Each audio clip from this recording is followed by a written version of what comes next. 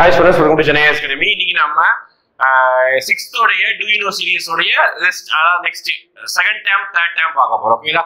நேத்து வீடியோல first term பார்த்திருந்தோம். அதுல வந்து ரொம்ப முக்கியமான part of எல்லாத்தையும் நம்ம கவர் பண்ணியிருந்தோம். நேத்து வீடியோ பார்க்காதவங்க நம்மளோட YouTube சேனல்ல நேத்து வீடியோ பார்த்துக்கோங்க. இன்னைக்கு அதோட கண்டினியூஷன் நம்ம பார்க்க போறோம். அடுத்த வீடியோல நம்ம சயின்ஸ் பார்க்கலாம். சரிங்களா?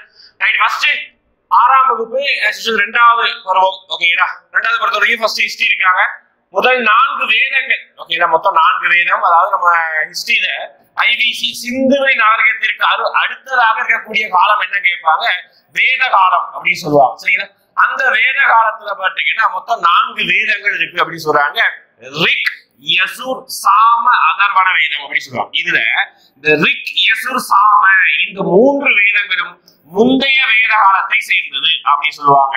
இது பிந்தைய வேத காலத்தை சேர்ந்தது அப்படின்னு சொல்றாங்க. ஓகேங்களா? அடுத்து பார்க்கலாம். அடுத்து ரொம்ப முக்கியமானது ப்ரீவியஸ் இயர் கொஸ்டின் இது. சரிங்களா? Previous year question. இந்தியாவின் தேசிய குறிக்கோள் என்ன? The national motto of India அப்படின்னு கேட்பாங்க. சத்தியமேவ ஜெயதே. நம்மளுடைய கோட்டுக்கு பின்னாடி ஒரு ஸ்லோகன் எழுதி வச்சிருப்பாங்கல்ல, வாய்மையே வெல்லும். அதுதான். ஓகேங்களா? இதோடைய சான்ஸ்கிரிட் வார்த்தை என்னது? சத்தியமேவ ஜெயதே. ஓகேங்களா? இது எந்த புத்தகத்துல இருந்து எடுக்கப்பட்டது அப்படின்னு சொல்லி கேள்வி கேட்போம். ஓகேங்களா? அப்ப இந்தியாவுடைய மோட்டோ என்னன்னா சத்தியமேவ ஜெயதே, வாய்மையே வெல்லும், ட்ரூத் அலோன் ட்ரிம்ஸ். ஓகேவா? இது எந்த புத்தகத்துல இருந்து எடுக்கப்பட்டது அப்படின்னு கேட்கிறாங்க. இந்த வார்த்தை முண்டக உபநிடதம். ஓகே, நம்மளுடைய வேத காலத்துல உபனிஷாத், நிறைய உபனிஷாத் இருக்கும். அந்த உபனிஷாத்துல முக்கியமானது இந்த முண்டக உபநிடதம். இதுல இருந்து எடுக்கப்பட்டதுதான் இந்த சத்தியமேவ ஜெயதேங்கிற வார்த்தை. சரிங்களா? ரைட். அடுத்து அதே வேத காலத்துல சொன்னேன், வேத காலம்ன்றது 2ஆ பிரிக்கப்படும். முந்தைய வேத காலம் ஏர்லி வேதிக் பீரியட், அதோடைய காலம் பாத்தீங்கன்னா 1500 இருந்து 1000 எல்லாமே பொது ஆண்டுக்கு பின்பு. அடுத்து இதோடைய காலம் 1000 இருந்து 600 வரைக்கும் இருக்கும். இது வந்து பிந்தைய வேத காலம் சொல்லுவாங்க. ஓகே, இது முந்தைய வேத காலத்துல மக்கள் எல்லாரும் ரொம்ப சமத்துவமா வாழ்ந்திருப்பாங்க. ஜாதி பிரிவினைகள் இருக்கும், ஆனா பாகுபாடு இருக்காது. ஓகே, பெண்களுக்கும் ஆண்களுக்கும் சமமான உரிமை இருக்கும். ஓகேங்களா? எல்லாத்துலயும் எல்லாருடைய பங்களிப்பு இருக்கும். ஆனா பிந்தைய வேத காலத்துல எல்லா விஷயங்களும் நலிவடைந்துருக்கு. குழந்தை திருமணம் நடக்க ஆரம்பிக்குது, விதவைகளுக்கு மறுமணம் வந்து மறுக்கப்படுகிறது. இந்த மாதிரி ஏகப்பட்ட விஷயங்கள் பிந்தைய வேத காலத்துல அதிகமாக சமுதாய சீரடைந்தது. ஓகேங்களா? அப்ப அந்த டைம்ல 2 டைம்ல இருந்த முக்கியமான 2 சங்கங்களை பத்தி பார்க்கணும். ஒண்ணு சபா, இன்னொன்னு சமிதி அப்படின்னு சொல்லுவாங்க. ஓகேங்களா? அதெல்லாம் கொடுத்துருக்காங்க. சபா அப்படின்னா யார? மூத்தோர்கள் கொண்ட அவை. மூத்தோர்கள்னா வயதானவர்களை கொண்ட அவை தான் என்ன சொல்லுவாங்க? சபா சொல்லுவாங்க. சரிங்களா? அடுத்து சமிதி அப்படின்னா மக்கள் அனைவரும் எல்லாருமே இருப்பாங்க. சரிங்களா? சமிதியில இருப்பாங்க, எல்லாருமே இருப்பாங்க. ஃபார் எக்ஸாம்பிள் நம்ம ஒரு கிராம சபா மீட்டிங் நடக்குமா? ஓகேங்களா? ஒரு 4-6 டேட், சரி ஒரு 5 டேட்ல கிராம சபா மீட்டிங் நடக்கும். மே 1, அப்புறம் ஆகஸ்ட் 15, ஜனவரி 27 முக்கியமான டேட்டுகள்ல ஒரு கிராம சபா மீட்டிங் நடக்கும். அது கிராமத்துல கூட எல்லாரும் கலந்துக்கிடுவாங்க. அதே மாதிரி இங்க சபா அப்படின்னா மூத்தோர்கள், எல்டர் பீப்புள். சமிதி அப்படின்னா எல்லாருமே, மக்கள் எல்லாருமே இருக்கக்கூடியது சமிதி அப்படின்னு சொல்றாங்க. அடுத்து பாதி என்ற வரியால் ஒருவர் தனது விவசாய மகசூலில் அல்லது கால்நடைகளில் செலுத்த வேண்டிய பங்கு. அதாவது அந்த காலத்துல வேத காலத்துல நம்ம சிந்துவெளி நாகரிகத்துல யார் ஆட்சி புரிந்தாங்கன்னா ட்ரேடர்ஸ், வணிகர்கள் தான் ரூல் பண்ணிருப்பாங்க. ஆனா அதுல வரி போட்டாங்களா போடுறதுங்கிற அளவுக்கு பெரிய அளவுக்கு ஆதாரம் கிடைக்கல. ஆனா வேத காலத்துல இருந்த முதன்முறையாக இருந்த வரி நடைமுறை என்ன அப்படின்னு கேட்பாங்க. பாதி அப்படின்னு சொல்றாங்க. 6 ஒரு பங்கு. ஓகேங்களா? நீங்க 6 மூட்டை நெல் விளைவிக்கிறனா அதுல 1 மூட்டை நெல்லை யார் கொடுத்துருணும்? அரசாங்கத்துக்கு கொடுத்துருணும். அப்ப யார் சார் அரசனா இருப்பாங்க அப்படின்னா தொடக்காலத்துல யாருகிட்ட அதிகமாக பசுமாடுகள், கால்நடைகள் இருந்ததோ அவன் தான் அரசன் என்று அழைக்கப்பட்டான் வேத காலத்துல. ஓகேங்களா? அதுக்கு எடுத்து நம்ம அடுத்து ரிக்வேத கால மக்கள் அறிந்திருந்த உலோகம். ஓகே, தொடக்கால வேத காலத்துல அறிந்திருந்த உலோகங்கள் என்னதான்? தங்கம். இந்த பாயிண்ட், இந்த வேற நேம்கள் கேட்கலாம். சரிங்களா? தங்கம் அப்படின்னா ஹிரண்யா.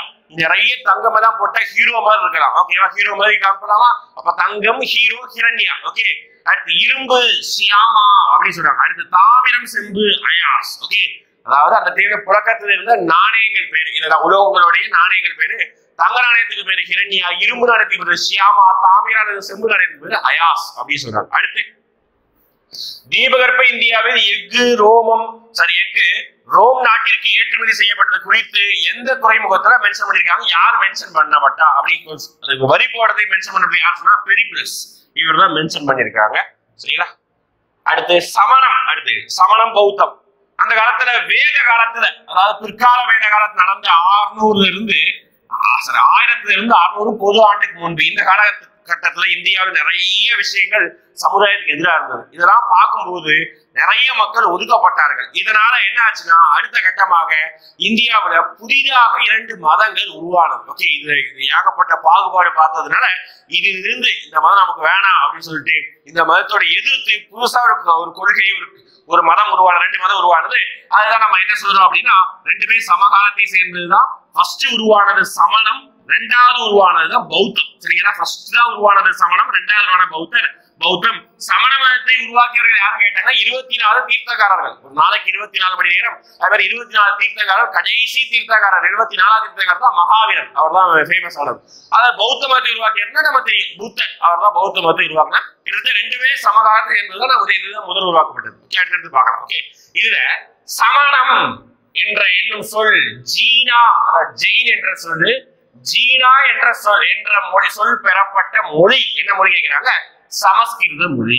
ஓகே, நல்லா ஞாபகம் வச்சுக்கோங்க. சமணம் என்னும் சொல் ஜீனா என்ற சொல், அதாவது அது என்ன மொழி என்று பெறப்பட்டதுன்னா சமஸ்கிருத மொழி. ஆனால் அந்த மதம் சமஸ்கிருத மொழி வேணாம்னு சொன்னது.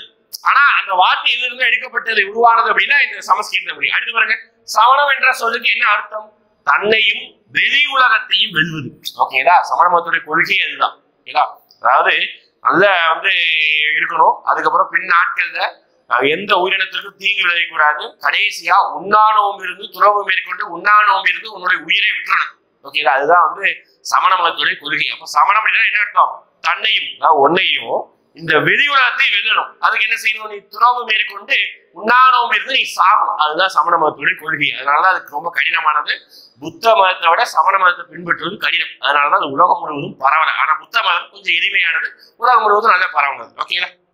அதனால பின்னர் சமண மதம் 2ஆ பிரிவு விட்டுரு. சரிங்களா? அடுத்து பாருங்க, இப்பிறவியில் ஒருவர் செய்யும் செயல்களை அவருடைய இப்பிறவி மற்றும் அடுத்த பிறவிக்கான வாழ்க்கையை தீர்மானிக்கிறது. இது நம்ம நிறைய இடத்துல கர்மான்னு படிச்சிருப்போம். ஓகேங்களா? ஸ்டேட்டஸ் பார்த்துருப்போம். ஓகேங்களா? நிறைய விஷயங்கள் நம்ம கேள்விப்பட்டிருப்போம். அந்த கர்மா தான் இந்த கர்மா. ஓகே, என்ன அப்படின்னா இந்த பிறவில என்ன செய்யற, ஓகேங்களா, அடுத்த பிறவியில நீ என்னவா ஆக போற இது எல்லாத்தையும் தீர்மானிக்கிறது நீ செய்த செயல்கள். ஓகேங்களா? அதுதான் கர்மா அப்படின்னு சொல்றாங்க. நல்லது செஞ்சா நல்லவனா இருப்ப, தீய செஞ்சா தீவனா இருப்ப, அவ்வளவுதான். ஓகேங்களா? அதுக்கப்புறமா மகாவீரரின் தலைமை சீடர் அப்படின்னு சொல்றாங்க. இது ரொம்ப முக்கியமானது. மகாவீரர் பார்த்திருந்தோம் 24வது தீர்த்தங்காரர், மறக்கூடாது. மொத்தம் 24 தீர்த்தங்காரர். இவருடைய தலைமை சீடர் யாருன்னா கௌதம சுவாமி. ஓகேங்களா? இவர் தான் அவருடைய சிஷியர். சீடர்னா சிஷியர். இவர் எழுதின ஒரு முக்கியமான புத்தகம் இருக்குது, அதெல்லாம் அடுத்து பார்க்க போறோம். மகாவீரருடைய போதனைகளை தொகுத்தவர் யாருன்னு கேட்பாங்க. மகாவீரருடைய போதனைகளை அப்படியே கம்பைல் பண்ணி வச்சது யாருன்னா கௌதம சுவாமி. ஓகே, அடுத்து மகாவீரரின் போதனைகளின் தொகுப்போடைய பெயர், அதாவது கௌதம சாமி எழுதின தொகுப்போடைய பெயர் என்ன? ஆகம சித்தாந்தம். இந்த 3 பாயிண்ட் ஒன்னொன்று ரிலேட் ஆனது. ஓகேங்களா? சீடர் கௌதம சுவாமி. அப்புறம் அவர் ஒரு நூலை தொகுத்தாரு. அந்த நூலுக்கு பெயர் என்ன? ஆகம சித்தாந்தம். ஓகேவா? அடுத்து பார்க்கலாமா? அடுத்து பாருங்க, இந்த 3 விஷயமும் பௌத்த மதத்தை சார்ந்த கட்டிடத்தை பத்தி பேசுது. ஓகேங்களா? விகாரம், சைத்தியம், ஸ்தூபா அப்படிதான் பேசுவாங்க. ஓகேங்களா? சைத்தியம் அப்படின்னா என்ன? சைத்தியா அப்படின்னு சொல்லுவாங்க. அப்படின்னா ஒரு பௌத்த கோவில், அது தியான கூடம். பௌத்த மதத்துடைய கோவிலா இருக்கலாம், அப்படியே தியானம் செய்யக்கூடிய இடமா இருக்கலாம். அடுத்தது விகாரைகள் அப்படின்னா மடாலயங்கள், துறவிகள் வாழும் இடம். இது எந்த படத்துல காமிச்சிருப்பாங்கன்னு நீங்க பொன்னியின் செல்வன் படம் பார்த்திருப்பீங்க. ஓகேங்களா? PS2 அதுல மெயினா காமிச்சிருப்பாங்க. இந்த ஜெயம் ரவிக்கு உடம்பு சரியில்லாம இருக்கும் பொழுது நம்மளுடைய பாண்டிய நாட்டு தூதுவர்கள் அவனை கொல்லணும் முயற்சி பண்ணும் பொழுது ஒரு துறவிகள் வாழ்ந்து அப்படி மொட்டை போட்டு அவனை மாதிரியே வேடமணிந்து அந்த துறவிகள் ரூம் கூட போவாங்க. அதுதான் அந்த விகாரைகள். ஓகே, நாகப்பட்டினத்துல இருக்கும். ஓகேடா? அது அந்த சீன் எல்லாம் காமிச்சிருப்பாங்க. அப்படிதான் இருக்கும். விகாரை அப்படின்னா துறவிகளும், அப்புறம் பாத்தீங்கன்னா மடாலயங்கள், துறவிகள் வாழும் இடங்கள், அதுதான் சொல்றாங்க. சரிங்களா? அடுத்து பாருங்க, ஸ்தூபா அப்படின்னு ஸ்தூபி அப்படின்னா புத்தருடைய உடல் உறுப்புகளில் எஞ்சிய பாகங்கள் மீது கட்டப்பட்டிருக்கும் கட்டிடம். ஸ்தூபா எல்லா இடத்துல இருக்க ஒரு சில இடத்துல தான் இருக்கும். ஃபார் எக்ஸாம்பிள் நம்மளுடைய மத்திய பிரதேசத்தில் இருக்கக்கூடிய ஃபேமஸ் ஸ்தூபா. ஓகேங்களா? சாஞ்சி ஸ்தூபி. ஓகேங்களா? அது பார்த்தீங்கன்னா புத்தருடைய எஞ்சிய உடல் பாகங்கள் இருந்து கட்டப்பட்டதாமா. அதுக்கு மேல கட்டியிருக்காங்க. அடுத்து பாருங்க, அஜந்தா குகைகள் சுவர்களிலும் மேற்கூரைகளிலும் வரையப்பட்ட ஓவியங்கள், ஜாதக கதைகள் ரொம்ப முக்கியமானதுப்பா. இந்த ஜாதக கதைகள் அப்படி வந்தாலே புத்த மதத்தை ரெப்ரசன்ட் பண்ணுது. ஓகே, புத்த மதத்தை பற்றி கூறக்கூடிய ஒரு கதைகள்னா ஜாதக கதைகள். சுவர்கள் அமைந்துள்ள இடம் என்ன? அஜந்தா குகை கோவில்னால எங்க இருக்குது? மகாராஷ்டிராவில் அவுரங்காபாத்ல இருக்கு. சரிங்களா? அடுத்து ரைட், இந்த 4 இது முக்கியம். சரிங்களா? ஒரே ஸ்கிரீன்ல வைக்கிறேன். முதலாவது பௌத்த மாநாடு எங்க நடைபெற்றது கேட்பாங்க? எங்க? ராஜகிரிகம். 2வது பௌத்த மாநாடு எங்க நடைபெற்றது கேட்பாங்க? வைசாலி. 3வது பௌத்த மாநாடு பாடலிபுத்ரா. 4வது பௌத்த மாநாடு காஷ்மீர். ஓகேங்களா? அதுதான் ஷார்ட்கட் நினைச்சுன்னா ராஜா கைய வச்சா பாட்டி, ஓகே பாடி பாட்டி காஷ்மீருக்கு போனது. ஓகேங்களா? எப்படி கேட்பாங்கன்னா சீக்வன்ஸ் கேட்பாங்க. அதே மாதிரி முதல் பௌத்த மாநாட்டை நடத்தியவர் யார், இரண்டாவது நடத்தியவர் யார், மூன்றாவது நடத்தியவர், நாலாவது நடத்தியவர் கேட்பாங்க. இந்த ஃபேமஸா 4 3 கேட்பாங்க. ஃபர்ஸ்ட் யாரு அப்படின்னா அஜாத சத்ரு. ஓகேவா? அஜாத சத்ரு. இரண்டாவது வைசாலி, இரண்டாவது பௌத்த மாநாடு நடத்தியவர்னா கால சோகா, கால சோகா. அடுத்து மூன்றாவது பௌத்தனுடைய பாடலி புத்திரத்தை நடத்துறது யாரு அப்படின்னு பார்த்தீங்கன்னா நம்மளுடைய கிரேட் மன்னர் யாரு, அசோகா. நான்காவது பௌத்த மன்னர் நடத்தியவர் கனிஷ்கர். ஓகேவா? கனிஷ்கர் இவர்தான். ஓகேங்களா? மொத்தம் 4 பௌத்த மாநாடு. அடுத்து யுனெஸ்கோவால் உலக பாரம்பரிய சின்னமாக அறிவிக்கப்பட்டுள்ள நாலந்தா எம்மொழி சொல் அப்படிங்கிற திருப்பி சமஸ்கிருத சொல். இது மாதிரி நம்ம பார்த்தா ஜெயின், ஜீனா அப்படிங்கிறது ஒரு என்ன மொழி சொல், சமஸ்கிருத மொழி சொல். ஓகேங்களா? நேற்று ஒரு சொல் பார்த்திருந்தோம் வரலாறு, ஹிஸ்டோரியா, அது என்ன சொல், கிரேக்க சொல் பார்த்திருந்தோம். அதே மாதிரி இங்க என்ன பாக்குறோம் அப்படின்னா நம்மளுடைய நாலந்தா அப்படிங்கிற ஒரு எம்மொழி சொல் எப்படி கேட்கிறாங்க, சமஸ்கிருத சொல். இதை வந்து 2 பேர் படிக்கணும். ஒண்ணு, நாலந்தா பல்கலைக்கழகத்தை கெட்டியவர் யார் அப்படின்னு கேட்பாங்க. யார் சார் கேட்டினா அப்படின்னு பாத்தீங்கன்னா நம்ம குப்த வம்சத்துல குமாரகுப்தர் கேட்டினார். ஓகே, அதே நாலந்தா பல்கலைக்கழகத்தை இடித்தவர் யார் அப்படின்னு கேட்பாங்க. பக்தியார் கில்ஜி அப்படின்னு சொல்லுவாங்க. ஓகே, பக்தியார் கில்ஜி 2 பேரும் முக்கியம். நாலந்தா கெட்டியவர் குமாரகுப்தர், அதை இடித்தவர் பக்தியார் கில்ஜி சொல்லுவாங்க. இவர் வந்து பாத்தீங்கன்னா குத்புதி ஐபக் ஒரு படையெடுப்பு போல இவர் வந்திருப்பார். அடுத்து நாலந்தால என்ன அர்த்தம் சொல்றாங்க பாருங்க. நா அலம் தா, ஓகேங்களா? வற்றாத அறிவை அளிப்பவர் அப்படின்னு சொல்றாங்க. நாலந்தால ஒரு பல்கலைக்கழகம், நிறைய விஷயம் சொல்லக்கூடிய இடம். நா அலம் தா அப்படின்னா வற்றாத அறிவை அளிப்பவர் அப்படின்னு சொல்றாங்க. அடுத்து பாருங்க, கிரேக்க ஆட்சியாளர் செல்சஸ் நிக்டரின் தூதுவராக சந்திரகுப்த மௌரிய அரசவையில் இருந்தவர் யார் அப்படின்னா மெகஸ்தனிஸ். ஓகேங்களா? இண்டிகா என்ற நூலை எழுதியிருப்பாரு மெகஸ்தனிஸ். இண்டிகா அப்படின்னு சொல்லிட்டு ஒரு நூலை எழுதியிருப்பாரு. ஓகேங்களா? யாருடைய தூதுவர் இவரு, ஆட்சியர் யாரு, செலக்சஸ் நிக்டருடைய தூதுவராக இவர் சந்திரகுப்த மௌரியருடைய அமைச்சருக்கு வந்திருப்பார். சந்திரகுப்த மௌரியர் பெரிய மன்னர். அடுத்து மௌரிய பேரரசை பற்றி நாம் தெரிந்து கொள்ளக்கூடிய முக்கியமான மெகஸ்தனிஸ் எழுதி இந்தியா சொன்னோம். ஓகே, அடுத்து பாருங்க, மௌரிய பேரரசுடைய தலைவரான பாடலிபுத்திர இத்தனை நுழைவாயில் இருக்கு. இதெல்லாம் லைட்டா பார்த்துச்சுவோம். 64 நுழைவாயில், 520 கண்காணிப்பு கோபுரங்கள். ஓகேங்களா? அசோகருடைய சாராநாத் தூண் இருக்கக்கூடிய அசோகருடைய சக்கரத்தை நம்ம என்ன எடுத்துருக்கோம், நம்ம தேசிய கொடியோட சின்னமாகவும் தேசிய சக்கரமாகவும் நம்ம எடுத்திருக்கோம். சரிங்களா? அடுத்து பாருங்க, அரசரால் உயர் பதவியில் இருப்பவரால் வெளியிடப்பட்டுள்ள ஆணை அல்லது பிரணம் சொல்றாங்க பேராணை அப்படின்னு சொல்றாங்க. அடுத்து பாருங்க, அசோகருடைய கல்வெட்டு எழுத்து முறை சாஞ்சி பிராமி கல்வெட்டு. ஓகேங்களா? கந்தகால இருக்கக்கூடியது கிரேக்கம் அராமிக் கல்வெட்டு. வடமேற்கு பகுதியில கரோஸ்தி கல்வெட்டு கிடைப்பெற்றது. ஓகேங்களா? இந்த அசோகருடைய கல்வெட்டுல பாண்டியர்களை பத்தி, தமிழ்நாட்டுல பாண்டியர்களை பத்தி மென்ஷன் பண்ணிருக்காங்க. மெகஸ்தனிஸ் எழுதிய நூல்கள்ல தமிழ்நாட்டை சேர்ந்த பாண்டிய மன்னர்களுடைய குறிப்புகள் இடம்பெற்றிருக்கு. இப்போ அவன் சந்திரகுப்த மௌரியர் வட இந்தியா ரூல் பண்ணிருக்கும் போது தென்னிந்தியாவில பாண்டியர்கள் வலுவடைந்த ஒரு மன்னராக தேர்கிறார்கள். அதனாலதான் தமிழர்களுடைய மூவேந்தர்கள் ரொம்ப பழமையான மன்னர்கள் சொல்லிட்டு பாண்டியர்களை கூறுவாங்க. சரிங்களா? அடுத்து, எந்த கல்வெட்டு சுதர்சன, ரொம்ப முக்கியமான இந்த மாதிரி யூனிக்கான கேள்வி கேட்க வாய்ப்பு இருக்கு. எந்த கல்வெட்டு சுதர்சனா ஏரி என்னும் நீர்நிலை உருவாக்கப்பட்டதை பதிவு செய்கிறது அப்படின்னு சொல்றாங்க. ருத்ரமானின் ஜினாகத் அல்லது கிர்னார் கல்வெட்டு. ஜினாகத் அப்படின்னா கிர்னார் கல்வெட்டு. அடுத்து, சந்திரகுப்த மௌரியர் காலத்தில் தொடங்கப்பட்ட சுதர்சன ஏரி பணி யாருடைய காலத்தில் நிறைவு பெற்றது? அசோகரோட காலத்தில் நிறைவு பெற்றது. சந்திரகுப்தர் அவருடைய அப்பா தொடங்கி வச்சதை பையன் வந்து நிறைவேற்ற அசோகர். ஓகே, அடுத்து பாருங்க, யாக்ஷி என்பதன் பொருள், யாக்ஷியா என்பது பெண்ணுடைய வடிவத்தை தான் யாக்ஷி சொல்லுவாங்க. இது அந்த காலத்துல கடவுளுடைய பேர் சொல்றாங்க. நீர்வளம், மரங்கள், காடுகள், காட்டு சூழல் ஆகியவற்றை தொடர்புடைய கடவுளையா இருந்தா யாக்ஷி. ஓகே, அடுத்து பாருங்க, பண்டைய பெயர்கள், அதாவது பழங்காலத்து சிட்டியுடைய பெயரு, தற்போதைய சிட்டியுடைய பெயர். ஓகே, ராஜ்கிரகம் அப்படின்னா ராஜ்கர் இப்ப இருக்கு ஒரு பேர். பாடலிபுத்திரனா பாட்னா பீகார்ல இருக்குது. கலிங்கா அப்படின்னா ஒடிசா. இந்த கலிங்கா போருக்கு அப்புறம் தான் அசோகர் தன்னுடைய மனதை மாற்றிக் கொள்வார். அசோகருடைய தொடர்புடைய ஒரு போர் எதுன்னு கேட்டாங்கன்னா அது வந்து கலிங்கா தான். ஓகேங்களா?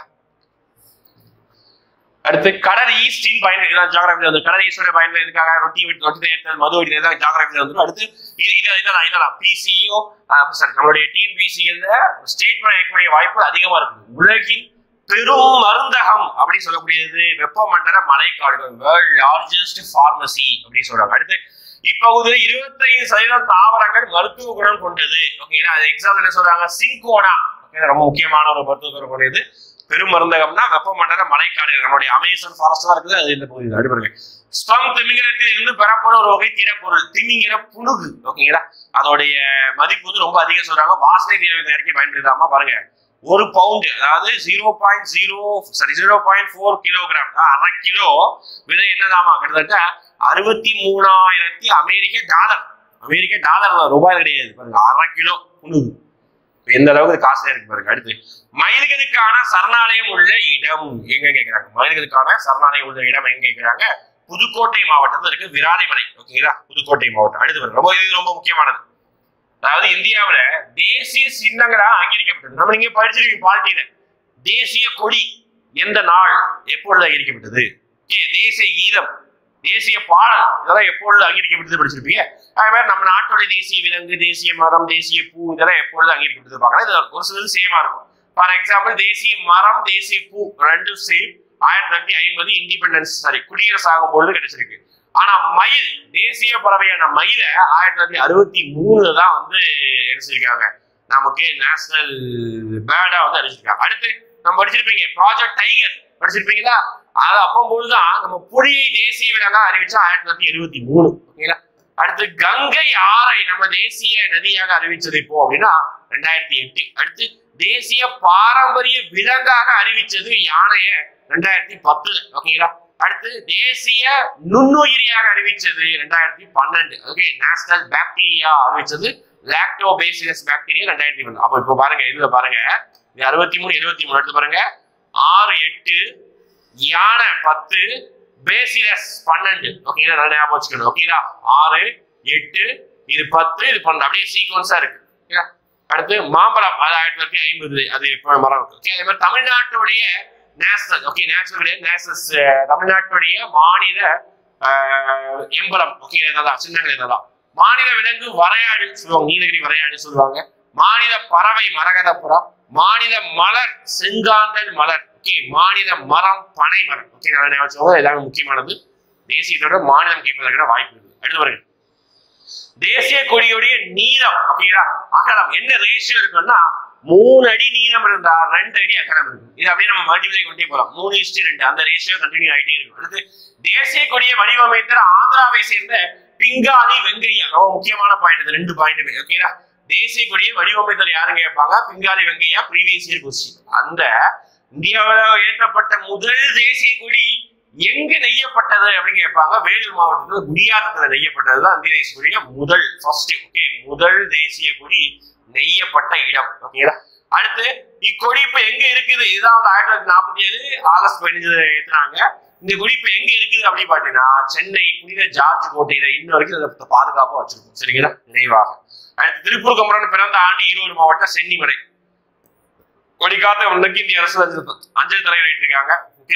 இங்க வந்து நம்ம இப்போதைக்கு ஒரு தேசிய சின்னமா அங்கீகரிச்சிருக்கிறோம். அடுத்து வருங்க, பாசறைக்கு ரொம்ப முக்கியமான டேட். ஓகேங்களா, பாசறைக்கு திரும்புதல் நிகழ்ச்சி எந்த நாள் நடைபெறுகிறது அப்படின்னா ஜனவரி 29 நடக்குது. பாசறைக்கு திரும்புதல். ஓகேங்களா, தேர்ட் அதாவது இண்டிபெண்டன்ஸ் ஆகி தேர்ட் நம்ம என்ன பண்றோம், பாசறைக்கு திரும்புதல். நம்ம தலைப்படை காலப்படை எல்லாமே அவங்க ஏரியாவுக்கு போவாங்க.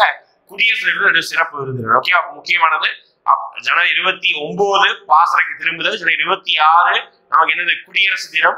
ஜனவரி 25 நேஷனல் ஓட்டர்ஸ் டே சொல்லுவாங்க. ஜனவரி 15 ஆர்மி டே. ஓகேங்களா, ராணுவ தினம். பாருங்க, ஜனவரி மாதமே எவ்வளவு தினங்கள் இருக்கு பாருங்க, ராணுவ தினம் நிறைய வரும். ஓகேங்களா, ஜனவரி 9. ஓகேங்களா, அது கூட நமக்கு முக்கியமான ஒரு தினம் தான்.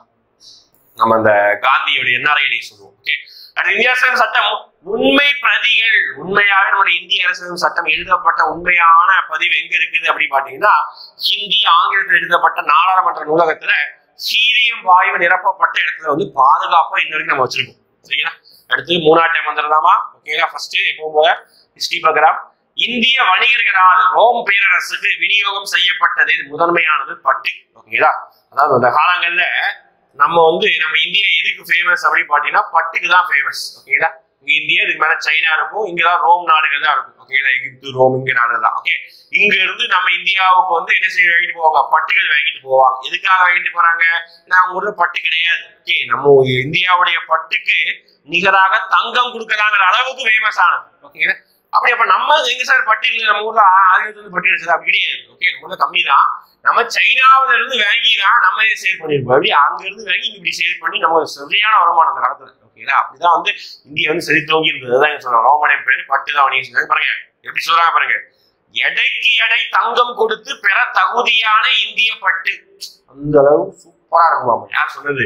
ரோம் பேரரசர் ஆரியரியல் சொல்லியிருக்காரு. ஓகேங்களா, அடுத்து ரோம் நாட்டை சேர்ந்த மூத்த பிளினி அவருடைய இயற்கை வரலாறு புத்தகத்துல முசிறியை பத்தி என்ன சொல்றாரு பாருங்க, இந்தியாவின் முதல் பேரங்காடி அப்படின்னு சொல்றாங்க. இந்தியாவுடைய முதல் பேரங்காடி. அடுத்து கிமு 2ஆம் நூற்றாண்டில் பாப்பியஸ்தாலின் தமிழில் எழுதப்பட்ட பத்திரம் என்ன அப்படின்னா வணிக ஒப்பந்தம். வியன்னா அருங்காட்சியகத்தில் உள்ளது. ஓகே, இன்ன வரைக்கும் இருக்குது. நமக்கும் அவங்களுக்கு போடப்பட்ட ஒப்பந்தங்கள். அடுத்து ஸ்தூபிகளின் சுற்றுச்சுவர்களில் வாயில்களில் கற்களுக்கு பதிலாக மரங்களை பயன்படுத்தியது யார் அப்படின்னா சுங்கர்கள். ஓகே, அடுத்து சமஸ்கிருத மொழியின் 2வது இலக்கண அறிஞரான பதஞ்சலியை ஆதரித்தவர் யாரு அப்படின்னா புஷ்ய மித்திரன். ஓகேங்களா, பதஞ்சலியை ஆதரித்தது யாரு அப்படின்னா புஷ்ய மித்திரன். ஓகே, அடுத்து பாருங்க, பதஞ்சலி ரொம்ப முக்கியமான ஒரு புலவர்ப்பா. ஓகேங்களா, அப்புறம் வந்து சுங்க அரசர்களுடைய சமகாலத்தை சேர்ந்தவர் கலிங்க அரசர் காரவேலர். கலிங்கம் என்ன சொன்னோம்? ஒடிசா பகுதியில கலிங்கம் அப்படின்னு சொன்னோம். கலிங்க அரசுடைய காரவேலர் தான் சமகால மன்னர். அடுத்து பாருங்க, காரவேலரை பற்றி கூறக்கூடிய கல்வெட்டு என்ன கல்வெட்டு? ஹதிகும்பா கல்வெட்டு. ஓகே, அடுத்து இது வந்து 2022 குரூப் 2 கொஸ்டின். ஓகேங்களா, புத்த சரிதம் என்னும் நூலை எழுதியவர் யார்? அசோகோசர். கேள்வி இப்படி கேட்கல, புத்த சரிதம் நூலை எழுதிய அசோகோசர் புத்த சரிதத்தின் மொழி என்ன அப்படின்னா what is the language of Buddhacharita அப்படின்னு கேட்டிருந்தாங்க. சமஸ்கிருத மொழி. நம்ம புத்த மதம் அப்படின்னோட பாலியோ பிராகிருதமோ போட ரெடியா இருப்போம், அதுவும் ஆப்ஷன் வச்சிருந்தாங்க. ஆனால் இந்த புக் என்ன மொழி? சமஸ்கிருத மொழி. அதுதான் twist. Okay, previous year question, இப்போ நடந்த லாஸ்ட் இயர் நடந்த குரூப் 2ல கேட்ட கொஸ்டின் 2022. ஓகேங்களா, புத்த சரிதம் நூலை எந்த மொழியில் எழுதப்பட்டது? சமஸ்கிருத மொழி. நோட் பண்ணி வச்சுக்கோங்க. ஓகே, கங்கை நதிக்கும் நேபாளத்திற்கும் இடைப்பட்ட பகுதி என்ன சொல்றாங்க? லிச்சாவி. ஓகேங்களா, இந்த லிச்சாவி இளவரசி தான் யாரு? குமாரதேவி. இந்த குமாரதேவியை தான் யார் திருமணம் செய்தா அப்படின்னு அவருடைய முதலாம் சந்திரகுப்தர் திருமணம் செய்வார். சரிங்களா, அப்படிதான் அவருடைய பரப்பளை வந்து எதை பெருசு பண்ணுவார். ஓகே, அடுத்து ஹரிசேனர் எழுதிய நூல் என்ன கேட்கிறாங்க? பிரயக மெய்கீர்த்தி. எழுதிய நூல் சொல்லக்கூடாது, அது கல்வெட்டு தான். ஓகே, பிரயக மெய்கீர்த்தி. அடுத்து பிரசத்தி. ஓகேங்களா, மெய்கீர்த்தி சமஸ்கிருத சொல். ஓகே, இதனுடைய பொருள் என்ன? ஒருவரை பாராட்டி புகழுதல் அப்படின்னு சொல்றாங்க. அடுத்து சமுத்திரகுப்தா சந்திரகுப்தா 2. ஓகேவா, சமுத்திரகுப்தாவுடைய பட்டப்பெயர் தான் கொடுத்திருக்காங்க. ஓகேங்களா, சமுத்திரகுப்தாவுடைய பட்டப்பெயர் பாருங்க, விஷ்ணு பக்தர். ஓகே, குதிரைகளை பலியிடுறவருடைய பட்டப்பெயர் என்ன? அஸ்வமேத பராக்கிரமா அப்படி ஒரு பட்டப்பெயர். அடுத்து கவிராஜா அப்படின்னு சொல்லிட்டு ஒரு பட்டப்பெயர். இந்த மாதிரி நிறைய பட்டப்பெயர் வச்சிருப்பாரு. அடுத்து இவருக்கு அப்புறம் வந்து 2ஆம் சந்திரகுப்தர் எதுக்கு மேலே பட்டப்பெயர் வச்சிருப்பாரு. சரிங்களா, அடுத்து பாருங்க, தங்க நாணயங்களை வெளியிட்ட குப்த அரசர் கேட்பாங்க, சமுத்திரகுப்தர். ஓகேங்களா, அதே இது வெள்ளி நாணயத்தை வெளியிட்ட மன்னர் யாரு கேட்பாங்க? அவர் சந்திரகுப்தா 2. ஓகேங்களா, 2ஆம் சந்திரகுப்தர் வெள்ளி நாணயம், தங்க நாணயம் சமுத்திரகுப்தர். அடுத்து பாருங்க, கவிராஜா என்ற பட்டம் பெற்ற பெயர் மன்னர் யாரு? சமுத்திரகுப்தர். கவிராஜா, ஏன்னா இவர் கலைகளின் மீது அதிகமான ஆர்வம் கொண்டவர், கவிராஜா பட்ட பெயர். அடுத்து சந்திரகுப்தர் வெளியிட்ட நாணயத்தில் எந்த உருவம் பொறிக்கப்பட்டிருந்தது? அவர் பாத்தீங்க எந்த அளவுக்கு இசை மீது ஆர்வம் கொண்டிருந்தா அவரே வீணை உட்கார்ந்து வீணை வாசிக்கிற மாதிரி ஒரு உருவத்தை எதுல பொறிச்சிருக்கிறாங்க? நம்மளுடைய நாணயத்துல பொறிச்சிருக்காங்க, தங்க நாணயத்துல. இதோடைய இமேஜ் வந்து கவர்மெண்ட் ஸ்கூல் புக்ல இருக்கும். ஓகேங்களா, அடுத்து சமுத்திரகுப்தருடைய சமகாலத்தவர் யாருன்னா இலங்கையை சேர்ந்த ஸ்ரீ மேகவர்மன் அப்படின்னு சொல்றாங்க. இவர் என்ன பண்ணுவாருன்னா இந்தியாவுக்கு வந்து அந்த புத்தர் பிறந்த இடத்துல வந்து பாத்தீங்கன்னா அதோடைய நினைவு தூண் கட்டுவதற்காக அங்க இருந்து ஒரு சிலை கொண்டு போன சொல்லி பர்மிஷன் கேட்டிருப்பாரு. அதான் இவர் 2 பேரும் சமகாலத்தை சேர்ந்தவர்கள். ஓகேங்களா, அடுத்து ரொம்ப முக்கியமானது விக்ரமாதித்யன் அப்படின்னா யாரு அப்படின்னு பாத்தீங்கன்னா சந்திரகுப்தா 2. சந்திரகுப்தா 2 அவருடைய அவையில் இருந்த நவரத்தினங்கள் அப்படின்னு எடுத்துற பேர் 9 அமைச்சர்கள். இந்த 9 அமைச்சர்கள் தான் என்ன சொல்றோம்? நவரத்தினங்கள் அப்படின்னு சொல்றாங்க. இந்த 9 அமைச்சர்களும் எந்த, அதாவது யார் யார் என்னென்ன துறை அப்படின்னு பார்க்கணும். ஃபர்ஸ்ட் பாருங்க, காளிதாசர் சமஸ்கிருத புலவர், ஹரிசேனர் சமஸ்கிருத புலவர், அமரசிம்மர் அகராதியல் ஆசிரியர், தன்வந்திரி மருத்துவர், காகபாணகர் ஜோதிடர். ஓகேங்களா, அடுத்து சங்கு கட்டிடக்கலை நிபுணர். சங்கு வீட்டு சங்கு கட்டுவாங்க, கட்டிடக்கலை நிபுணர், வராகிரமர் வானியல் அறிஞர், வராட்சி இலக்கண ஆசிரியர், விட்டல் பட்டர் மாய வித்தைக்காரர் மெஜிஷியன். ஓகேங்களா, இதெல்லாம் 9 அமைச்சர்கள். அடுத்து குப்தர்களை நாணய அமைப்பு முறையை அறிமுகப்படுத்தியவர் யாருன்னா சமுத்திரகுப்தர் தான். ஓகே, நம்ம பார்த்தோம் தங்க நாணயத்தை அறிமுகப்படுத்துறாரு. இதனுடைய பொற்காசுக்கு பெயர் என்ன சொல்லுவாங்கன்னா தினாரா அப்படின்னு சொல்றது குப்தருடைய பொற்காசுக்கு பெயர். அடுத்து குப்தர்கள் வெளியிட்ட பொற்காசுகளை விட வெள்ளி செம்பு காசுகளின் எண்ணிக்கை எவ்வாறு இருந்தது அப்படின்னு குறைவாக இருந்தது. நிறைய தங்க நாணயத்தை தான் அவங்க வெளியிட்டாங்க. சரிங்களா? ஹர்ஷர் யுவான்சுவாங் முதல் சந்திப்பு நடைபெற்றது ராஜ்மஹால் ஜார்க்கண்ட் அருகே கஞ்சகாலா ஓகே அப்படிங்கிற பிளேஸ்ல மீட் பண்ணிருக்காங்க. யார் இவரு? யுவான்சுவாங் யாருன்னா சீன நாட்டு பயணி புத்த மதத்தை ஆராய்வதற்காக இந்தியா வருவாரு. இவர் வந்து புனித யாத்ரீகர்களின் இளவரசர் என்று அழைக்கப்படுவார். ஓகேங்களா? அடுத்து யுவான்சுவாங் இந்தியா வந்த காலம் ஹர்ஷருடைய காலத்துல இந்தியாவிற்கு வந்திருப்பார். ஓகேங்களா? அதே மாதிரி நம்ம தமிழ்நாட்டுக்கும் வந்திருப்பார். பல்லவருடைய ஆட்சி காலத்துல வந்திருப்பார் 2ஆம் நரசிம்மவர்மன் காலத்துல. அடுத்து யுவான்சுவாங்குடைய பயண குறிப்பு ஷியூகி. ஓகே, மொத்தம் 3 பேர் சீன பயணி வருவாங்க. ஒருத்தர் ஃபர்ஸ்ட் வந்தவர் ஃபாகியான், 2வது யுவான்சுவாங், 3வது இட்சி அப்படின்னு சொல்லுவாங்க. இதுல பாத்துட்டீங்கன்னா யுவான்சுவாங் ஃபாகியான் ரொம்ப முக்கியம். ஃபாகியான் 2ஆம் சந்திரகுப்தர் டைம்லையும், யுவான்சுவாங் நார்த் இந்தியால ஹர்ஷர் டைம்லையும், இங்க வந்து பல்லவ மன்னர் டைம்லையும் வந்திருப்பாங்க. ஓகேங்களா? அடுத்து மக்கள், அடுத்து பாலிட்டி வருது பாருங்க. மக்களால் மக்களுக்காக மக்களே எடுத்து மாச்சுதான் மக்களாட்சி. ஓகேங்களா? இது இந்த டெபினிஷன் சொன்னது யாருன்னா ஆபிரகாம் லிங்கன். மக்களாட்சியுடைய பிறப்பிடம் கிரீக். ஓகேங்களா? கிரீஸ் தான் பிறப்பிடம். அடுத்து ரொம்ப முக்கியமான டேட் மக்களாட்சி தினமாக கொண்டாடப்படுவது செப்டம்பர் 15 நம்ம மக்களாட்சி தினமாக கொண்டாடுறோம். ஓகேங்களா? முக்கியமான டேட் 2 பார்த்துருக்கோம். அடுத்து பாருங்க, இந்தியாவிலே மிக பழமையான உள்ளாட்சி அமைப்பான இந்தியாவில முதல் நகராட்சி என்ன அப்படின்னு சொல்லி மாநகராட்சி என்ன அப்படின்னு கேட்பாங்க. சென்னை 1688 முதல் மாநகராட்சி. முதல் நகராட்சி என்ன அப்படின்னு சொல்லுவாங்க வாலாஜாபாத். அதுதான் வந்து ராணிப்பேட்டை மாவட்டத்துக்கு வாலாஜாபேட்டை தான் வந்து முதல் நகராட்சி அப்படின்னு சொல்றாங்க. ஓகே, வாலாஜாபேட்டை வாலாஜாபாத் இல்ல, அது தனி வேற ஊர் இருக்கு. வாலாஜாபேட்டை ராணிப்பேட்டை மாவட்டத்துல முதல் நகராட்சி. அடுத்து பாருங்க, நகராட்சி அதிகமுள்ள மாவட்டம் காஞ்சிபுரம் மாவட்டம் சொல்றாங்க. அடுத்து உலகின் கூரை என்று அழைக்கப்படுவது திபெத் அப்படின்னு சொல்றாங்க ஜியோகிராஃபில. அடுத்து 3ஆம் துருவம், அதாவது உலக பூமியுடைய 2 துருவம் இருக்குது. ஓகே, வட துருவம் தென் துருவம் ஃபுல்லா ஐஸா இருக்கும். அதே மாதிரி உலகத்திற்குரிய 3வது துருவமா இருக்கிறது அப்படியே பனி அப்படியே படர்ந்து இருக்கும். கோபி பாலைவனம், குள்ளி பாலைவனம் கூட எங்க இருக்கு? திபெத் தான் இருக்குது. ஓகேங்களா? அதனால இந்த 3ஆம் துருவம் சொல்றாங்க திபெத். அடுத்து பாருங்க, நன்னீரின் மிக பெரும் இருப்பிடமாக கடும் குளிரின் காரணமாக மக்கள் வாழ இயலாத சூழல் காணப்படுவது திபெத்தில். வாழவே மாட்டாங்க. அங்க ஸ்கேட்டர்டா தான் இருப்பாங்க, உயரமான இடங்கள்ல மட்டும்தான். ஓகே, அடுத்து ஹர்ஷர் இந்தியா குறித்து செய்தியை தருவது யுவான்சுவாங்குடைய குறிப்பு என்ன? ஷியூகி. அடுத்து ஹர்ஷர் ஒரு பௌத்தம். ஓகே, பௌத்த மதத்தை சேர்ந்தவர். கும்பமேளா விழாவில் கலந்து கொள்வார். ஓகே, அடுத்து பாருங்க, அரசர்களுடைய பல்லவ அரசர்களுடைய பட்டப்பெயர். இது எல்லாமே பல்லவ அரசருடைய பட்டப்பெயர். ஓகே, பல்லவ வம்சத்தை தோற்றுவித்தவர் இவர் தான்ப்பா. ஓகேங்களா? சிம்ம விஷ்ணு. ஓகே, அவருடைய பட்டப்பெயர் அவனி சிம்மர் அப்படின்னு சொல்லுவாங்க. அடுத்து 1ஆம் மகேந்திரவர்மனுடைய பட்டப்பெயர் எக்கச்சக்கமா இருக்கும். சங்கீரண ஜதி, நல்ல டான்ஸ் ஆட பரதநாட்டியம். ஓகே, ஜதியோட ஆடுவார் சங்கீரண ஜதி. ஓகே, மத்த விலாசன், மத்த விலாச பிரகசனம் அப்படின்னு சொல்லிட்டு ஒரு புக் எழுதுவார். அதனால மத்த விலாசம். குணபரான், நல்ல குணங்களை உடையதால் குணபரான். ஓகே, சித்திரக்கார புலி. சித்திரம் அப்படின்னா அதுல ஓவியம் வரைவார், சித்திரக்கார புலி. ஓகே, லாஸ்டா விசித்திர சித்தர், விசித்திரமான வேலைகளை செய்வதால விசித்திர சித்தனாமா. சும்மா நம்ம சொல்றதுதான். ஓகேங்களா? அடுத்து 1ஆம் நரசிம்மவர்மனுடைய பட்டப்பெயர். ஓகேங்களா? மாமல்லபுரம் கோவிலை கட்டினால மாமல்லன் வதாபி. ஓகே, சாளுக்கியர்களை கொன்று அப்பாவை பழிவாங்கின மன்னர் புலிகேசி. ஓகே, 2ஆம் புலிகேசியை கொன்றதுனால அவங்க ஊரே தீக்கிரையாக்கிட்டு வந்திருப்பார். அவருடைய பட்டப்பெயர் வதாபி கொண்டான். வாதாபி கொண்டான். எடுத்து பாருங்க, 1ஆம் நரசிம்மருடைய படை தளபதி யாருன்னா 63 நாயன்மார்கள் ஒருத்தரான பரஞ்சோதி முனிவர். ஓகேங்களா? அவர் தான். ஓகேங்களா? இவருடைய பொண்ணதான் வந்து இவர் காதலிப்பார். ஓகே, சிவகாமிங்கிற ஒரு பொண்ணை வந்து காதலிச்சது ஒரு லவா போகும். ஓகேங்களா? புக்ல மென்ஷன் பண்ணி மாட்டாங்க, நம்ம கிளாஸ் சொல்லியிருப்போம். வதாபி படையெடுப்பில் பல்லவர் படைக்கு தலைமை தாங்கியவர் யார் அப்படின்னா பரஞ்சோதி முனிவர். ஓகேங்களா? அதை நம்ம சொன்னது, அவர் தான் வந்து படை தளபதி. அடுத்து பாருங்க, அதன் வெற்றிக்கு பின்னர் மனமாற்றம் பெற்ற அவர் சிவபக்தராக மாறினார் என பெரிய புராணம் கூறுகிறது. எப்படி பாருங்க, சிவனுக்காக மாறிட்டாராமா. ஓகேங்களா?